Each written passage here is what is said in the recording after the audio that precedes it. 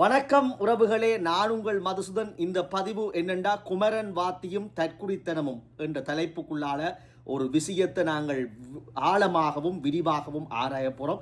கவனமாக எல்லாரும் பார்க்க வேண்டும், அதை விட இறுதியில் பகிர்ந்து கொள்ள வேண்டும். இந்த பௌதிகவியல் ஆசான், பிரபல பௌதிகவியல் ஆசான் குமரன் ஆசிரியர் அவர்கள் அண்மையில வகுப்பில் அந்த மாணவர்களுக்கு உரையாற்றிய அந்த கட்டிங்க போட்டு அந்த வீடியோ பகுதியை போட்டு பல வாத பிரதிவாதங்களுக்கு உட்படுத்தி இருந்தார்கள். அந்த வாத பிரதிவாதங்களின் அடிப்படையில் நாங்கள் எல்லாத்தையும் அவதானித்து கொண்டு வந்த நாங்கள் இதை கதைப்பம் இல்லை கதைக்காம விடுவோம் என்றுதான் கைவிட்ட விடயம். ஆனால் நிறைவாக இந்த பரபரப்புக்குள்ளதான் அதையும் கதைத்தே ஆக வேண்டும். ஆம், குமரன் வாத்தியும், அதாவது குமரன் வாத்தி என்றுதான் நாங்கள் அழைப்பதுண்டு. குமரன் சார் என்று எல்லோரும் அழைத்தாலும் நாங்கள் உள்ளுக்குள்ள அழைக்கின்ற விஷயம் குமரன் வாத்தி. ஏனென்றால் அவர்கிட்டையும் நாங்கள் பௌதிகவியல் கற்றிருக்கின்றோம், தொடர்ச்சியாக கற்று வந்திருக்கின்றோம். அந்த வகையில் குமரன் வாத்தியும் தற்குறித்தனமும் என்ற தலைப்புக்குள்ளே நாங்கள் உள்ளுக்குள்ள போகிறோம். என்ன விஷயம் என்றால், அவர் அந்த மாணவர்களுக்கு உரையாற்றுகின்ற விஷயத்தில் குறிப்பாக திமுக தமிழ்நாட்டு அரசியலை எடுத்திருந்தார், திமுகவினுடைய அரசியலை விமர்சித்திருந்தார். அதைவிட விஜய், நடிகர் விஜயினுடைய அரசியல் நிலைப்பாட்டையும் மிகவும் ஆழமாக சென்று விமர்சித்திருந்தார். அதற்கு இங்கே ஈழத்திலே இருக்கின்ற பலர் அவருக்கு பின்னால் திரள்வதையும் அவருடைய அரசியல் நிலைப்பாடுகளை எடுத்து காவி செல்வதையும் இங்கே அவருக்கான ஆதரவு நிலைப்பாடுகள் இருப்பதையும் தன்னுடைய மாணவர்களுக்கு கண்டிப்பாக சொல்லியிருந்தார். ஆம், இந்த விஷயத்தில் குமரன் சார், நாங்கள் குமரன் வாத்தி என்றுதான் உள்ளாந்தமாக மாணவர் குழுமங்கள் நண்பர்களுக்கு அழைப்பதுண்டு.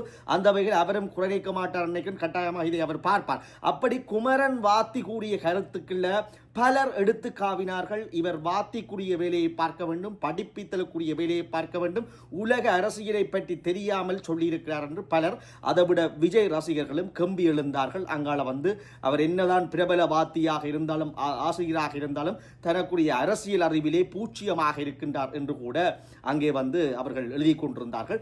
இங்கால ஒரு சாரோ அவரிடம் படைத்த பழைய மாணவர்களோ என்னவோ எல்லோருமே ஆதரவு குரலை இதண்டி சமூக வலைத்தளங்கள் எல்லாமே இந்த குமரன் சாரனுடைய புகைப்படத்தோடான பதிவுகளும் காட்சி பதிவுகளும் தான் அண்மைய நாட்களில் ஆக்கிரமித்து வந்திருக்கிறது வடக்கு கிழக்கு சர்வதேசம் எங்கும்.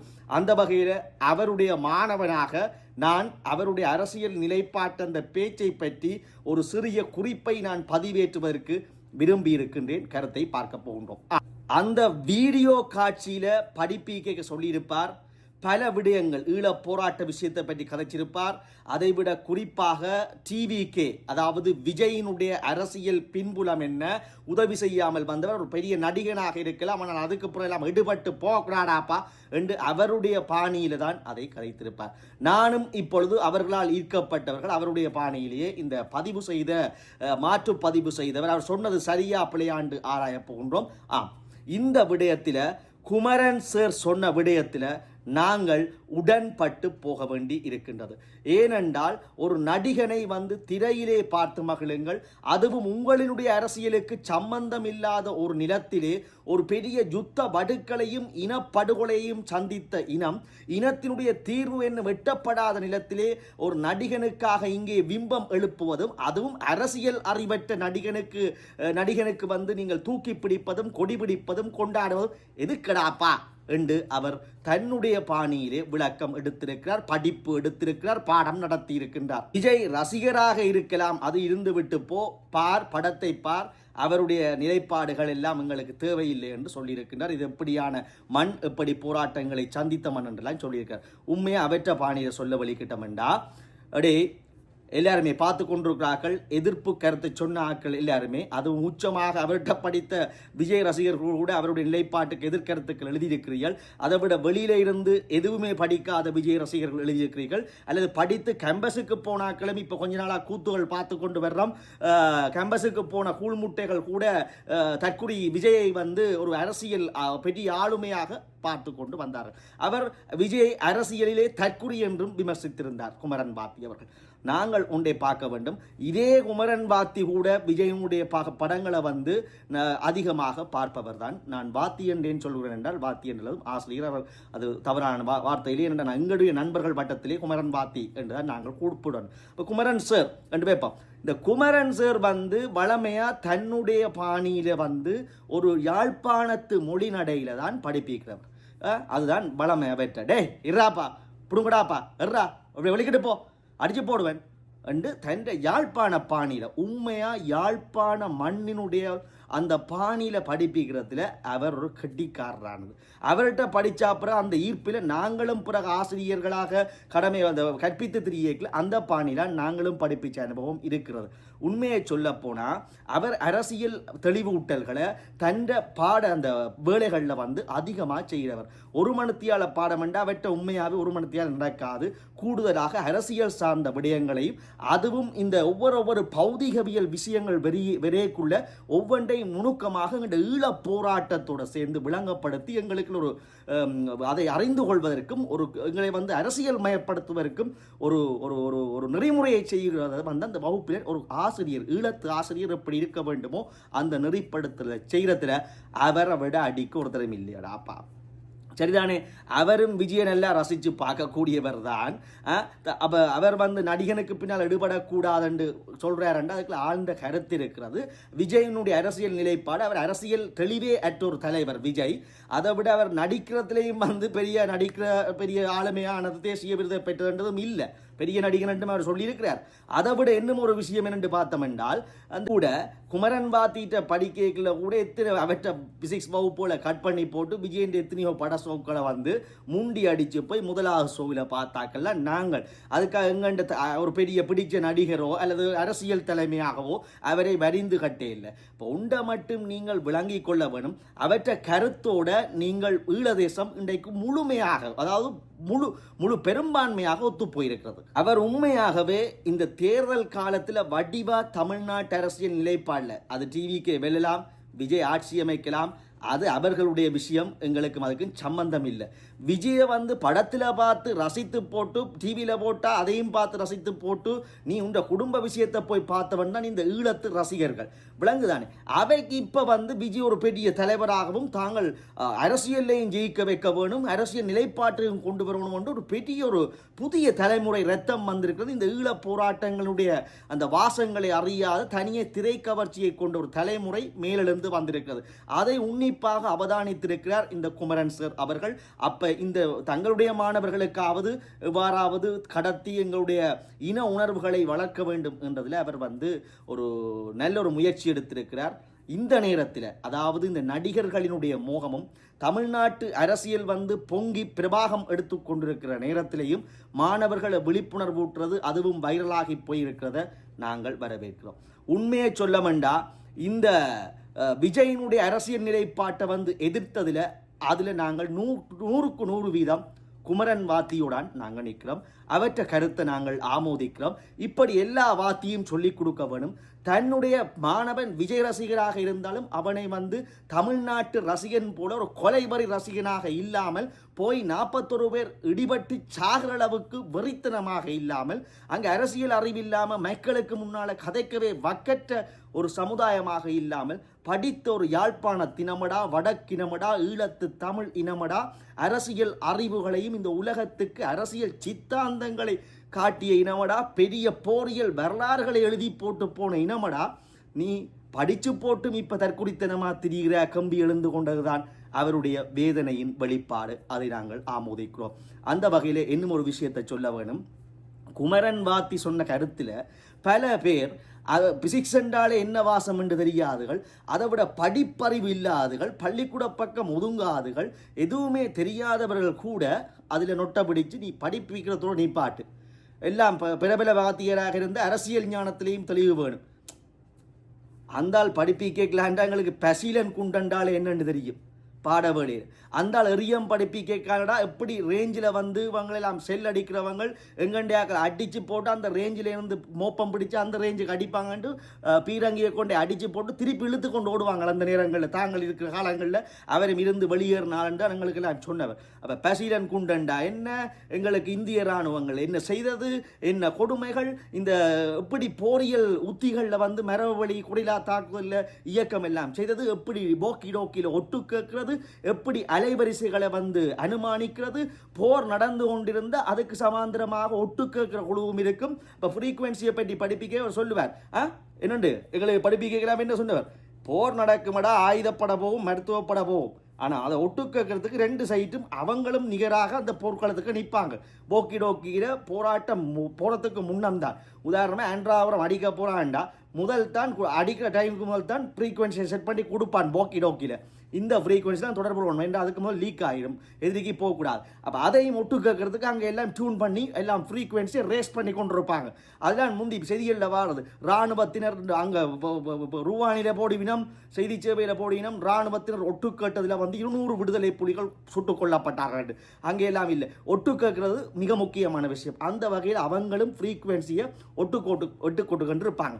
அந்த நேரத்தில் இவங்களுக்கு தெரியும். அப்போ இவங்களை என்ன ஹோட் வேர்ட்டை வச்சிருக்கிறது, ஆனா கடி அகைனத்துக்கு அடி அவனா கடி, இதெல்லாம் வந்தால்தான் எங்களுக்கு சொல்லி தந்தது. அவர் வகுப்பில் சொல்லியிருக்கிறார், உங்களுக்கு தெரியும். இப்படி பிசிக்ஸை ஒரு நுண்ணியமாகவும் ஈழ போராட்டத்தை மற்ற தலைமுறைக்கு கடத்துகிற விதத்திலேயும் கொண்டு போய் படிப்பிச்ச வாத்தி தான் குமரன் வாத்தி. அப்படி பலவற்றை சொல்லி கொண்டு போகலாம். அலைகளை படிப்பிக்க அப்படி மற்றது சுனாமி வர்ற நேரங்களில் கூட இந்த கனவளவு கூடின அமுக்கத்துக்கு என்ன நடக்கும், அமுக்கம் கூடின கனவளவுக்கு என்ன நடக்கும் என்ற படிப்புகள் ஒவ்வொன்றுக்குள்ளையும் ஏதோ ஒரு விஞ்ஞான விளக்கத்தை கொண்டு வந்து எங்களை மனதில் பதிய வைக்கிற அளவிற்குத்தான் அவர் படிப்பிப்பார். டேய் போடா வாடா என்று ஈழத்து பாசையிலான் அவர் அன்பாக பேசுவது. அதை கூட பல பேர் வசை வாடி இந்த நேரத்தில் இழுத்து போட்டிருக்கீங்க. அதெல்லாம் உங்களுக்கு தேவையில்லாத விஷயம். அந்த நேரடியாக போய் ஃப்ரீ கார்டு சார் எங்களுக்கு ஏதாவது காசு கட்டிலாண்டா உடனே தேத்தனை குடிச்சு கொண்டு இருக்க அந்த ரூமுக்குள்ளே போன எத்தனை பேர் அவர்கிட்ட ஃப்ரீ கார்டில் படிச்சுட்டு இன்ஜினியர் டாக்டர்ஸ் மேர் எத்தனை பேர் உயரிய இடங்கள் இருக்கிறாங்க. அது மாதிரி தான் மெட்ட சார் மேர், குணசீலன் சார், மெட்ட சார் மேர்களை நாங்கள் விட்டு கொடுக்கல. அப்படி இன உணர்வுகளை வந்து ஊட்டி விட்டவர்கள் தான் அவர்கள் இன்றைக்கு ஒரு கருத்தை சொன்னோன்னே விஜயண்ட கையெழுத்து வந்தால் ஐநா கேட்குமாண்டது அவர் ஒரு எக்ஸாம்பிளுக்கு சொல்கிறாடாப்பா. அப்படிப்பட்டவன் தான் அவன். அதே நீ தூக்கி காவுற அவர்கிட்ட உலக ஈரானை பற்றி கதைச்சிருக்கிறார், அதை எடுத்து காவையில். உங்களுக்கு என்ன பிரச்சனைண்டா முழுமையான அரசியல் தெளிவில்லை. விஜய்க்கு அரசியல் தெளிவில்லை. நாங்கள் தமிழ் தேசியத்தை நாங்கள் கொழுந்து விட்டு எறிய பண்ணவனும் புதிய இந்த ஈழத்தில் இருக்கிறாக்களை வந்து நாங்கள் இன்னும் எங்களோட புதிய இந்த சமூக வலைத்தளத்தில் மூழ்கி போயிருக்கிற புதிய ஜெனரேஷனை அந்த ஈழ அரசியல் மயப்படுத்தணும் என்று பலர் இயங்கி கொண்டிருக்கல. உங்களோட கருத்துக்களை பார்த்தா அவருக்கு எதிராளினாக்களுக்கு சொல்கிறேன், விஜய ரசி திரையிலேன்றது தான் அவற்ற வாதம். அதுதான் நாங்களும் சொல்கிறோம். விஜய ரசி படத்தை போட்டால் பேர் டிக்கெட்டை கொடுத்து பார்த்துட்டு வா. தமிழ்நாட்டில் தற்குறி மாதிரி படிப்பறிவு இல்லாமல் ஏதோ கடவுளை பார்க்குற மாதிரி போய் 41 பேர் செத்த மாதிரி தூக்கி கொண்டாடாத. அதை தியேட்டர்லேயே விட்டுட்டு வா. குடும்ப உறுப்பினரை இழுத்து கொண்டு வராத. கடவுள் ரேஞ்சுக்கு கொண்டு போகாத. எம்ஜிஆர் விஜயோட நின்று ஒப்பிடுவீங்க. எம்ஜிஆர் யார் எவ்வளோ உதவியை செய்தவர், ஈழத்துக்கு எவ்வளோ உதவியை செய்தவர். விஜயகாந்தோட விஜய் ஒப்பிடுறீங்களடாப்பா. விஜயகாந்தர் அவன் அரசியலுக்கு வர முன்ன எவ்வளவு செய்தவர். விஜயன் அரசியல் சித்தாந்தம் என்னென்று எத்தனை பேர் கேட்குறாங்க தெரியாது. அதை விட உண்டு இங்கே படித்து கேம்பஸுக்கு போனது கூட அவர் டிவோர்ஸ் பண்ணிட்டார். அப்போ அதெல்லாம் அவருக்கு தெரியும். பிளானிங் இதெல்லாம் எதிர்கட்சி பிளானிங் எல்லாம் வீடியோக்கள் விடுது. இப்போ இதில் படித்ததுகளாண்டு பார்த்தா என்னத்தை படிச்சுன்னு தெரியும். எப்படி கேம்பஸ் போகணுன்ட்டு நாங்கள் ஆராயப்படும் முதல். அப்போ வடிவாக விளங்கி கொள்ளுங்க. என்ன படிச்சிருந்தாலும் சரிதானே, அவரும் விஜயண்ட படத்தை எல்லாம் விரும்பி பார்க்குறவங்களுக்கு பர்சனலாக தெரியும். நாங்களும் விஜயண்ட பஸ்ஸோக்கு இவற்ற வகுப்போலே கட்டடிச்சு போட்டு போய் பார்த்த வரலாறுகள் எல்லாம் நாங்கள் மாணவ பருவத்தில் இருக்குது. அப்போ நாங்கள் எல்லாம் விஜயை தூக்கி கொண்டாடையில் எங்களை போன்றவர்களும் கொண்டாடையில் விளங்கானே. எங்கண்ட அரசியல் வேறு, எங்களோட ஈழத்தின் அரசியல் வேறு. ஒருவரை வந்து இப்படி எந்த ரேஞ்சுக்கு வச்சிருக்க வேணும், எந்த நிலையில் வச்சுக்கொண்டு தெரிஞ்சிருக்க வேணும், அதுக்காக தூக்கி கொண்டாடக்கூடாது என்று அவரெல்லாம் வகுப்படுத்திருக்கார். அதுதான் உண்மை, நிதர்சனமான உண்மை. இப்போ என்ன விஷயம்ண்டா, எவ்வளவு பெரிய படிப்பும் படிச்சிருக்கலாம், உண்ட கல்வித்தகமையை வந்து எவ்வளவு ரேஞ்சில் நீ இருக்கிறன்றதை காட்டுறதுன்றது இந்த தற்குறித்தனத்தில் தெரிஞ்சிடும். ஏனண்டா படித்து உயர்ந்து போகிறது, அறிவை பெற்றுக்கொண்டு வளர்ந்து கொண்டு போகிறது. அதிலேயே நீங்கள் வந்து அந்த சொன்ன மாதிரி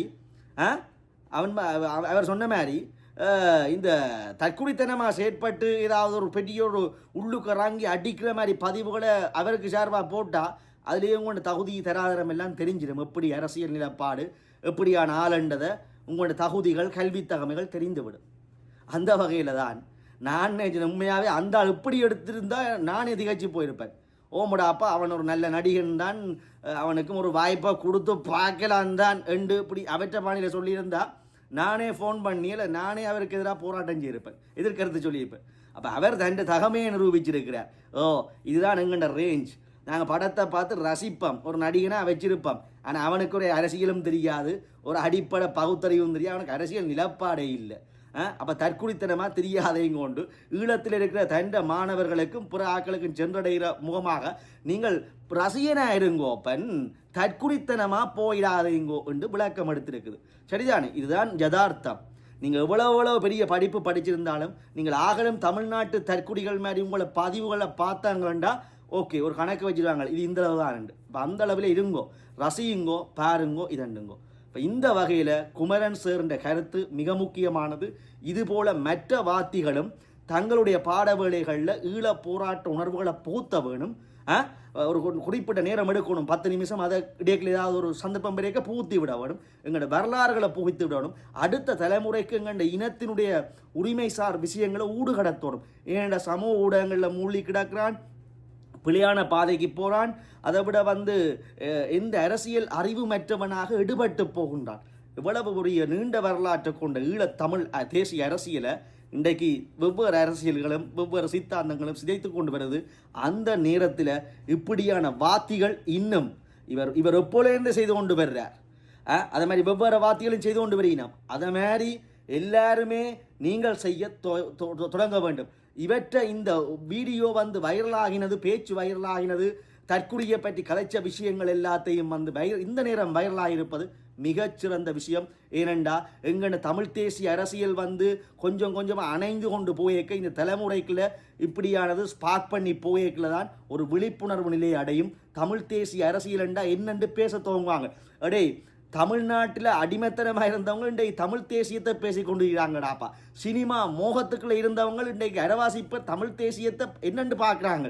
திராவிட சித்தாந்தம் பேசினவங்களுக்கு இன்றைக்கு தமிழ் தேசிய சித்தாந்தம் என்றா என்னென்று படிக்கவும் கேட்கவும் ஆசைப்படுகிறாங்க. ஆனால் அதுக்கெல்லாம் அடித்தளம் போட்ட நாங்கள் 30 வருஷத்துக்கு மேலே போராடின நாங்கள் இன்றைக்கு தமிழ் தேசிய சித்தாந்தத்தை சிதைச்சி போட்டு வேறு ஏதோ நடிகை சித்தாந்தத்துக்குள்ளே போகிறத நாங்கள் எப்போதுமே ஏற்றுக்கொள்ள முடியாராசா. ஆகவே அந்த ஆளுடைய பாயிண்ட சொன்ன அதுதான் சொன்னது சரி, இன்னும் சொல்ல வேணும். அதை விட எல்லா படித்தவர்களையும் இப்போ அவருக்கு சார்பாக அந்த கருத்தை வரவேற்று கொண்டிருக்கிற நேரத்தில் நானும் இதை பதிவிடுகின்றேன். அவர் சொன்னதில் 100%. ஏன்டா பார்த்தா எங்கட நண்பர்கள் மேலே ரசிகராக இருந்தால் கோவிச்சிடுவான்றோ நான் பதிவும் போடல. என்னத்தை கோவிக்கிறது?